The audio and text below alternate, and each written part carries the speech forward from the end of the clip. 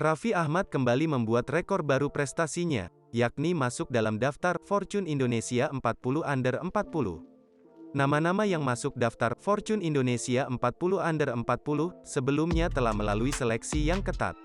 Suami dari Nagita Slavina itu termasuk dalam sosok yang lolos seleksi tersebut, dari sekitar 200 kandidat yang telah terpilih per Februari tahun 2021.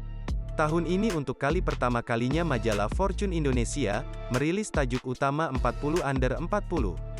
Melansir laman resmi Fortune Indonesia Kamis, tanggal 17 Februari tahun 2022, Fortune Indonesia 40 Under 40, adalah daftar 40 tokoh Indonesia berusia di bawah 40, yang mampu menjadi agen perubahan yang dipilih dari berbagai latar belakang.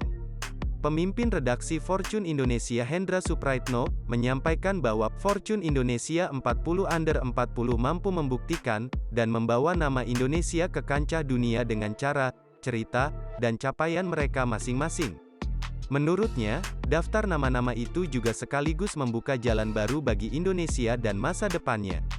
Selain Raffi Ahmad, dalam daftar Fortune Indonesia 40 Under 40, ada juga nama-nama sosok besar seperti Menteri Pendidikan, Kebudayaan, Riset, dan Teknologi Indonesia Nadiem Makarim serta bekas CEO Bukalapak Ahmad Zaki.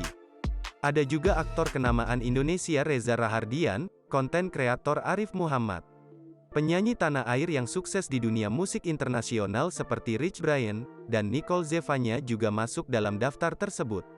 Latar belakang mereka bisa meliputi pebisnis, eksekutif, seniman, olahragawan, penggerak sosial, hingga insan pemerintahan, serta rekam jejak masing-masing yang berlainan. Namun, perbedaan-perbedaan itu tidak menjadi patokan pada satu hal, justru mereka membuka jalan baru bagi Indonesia.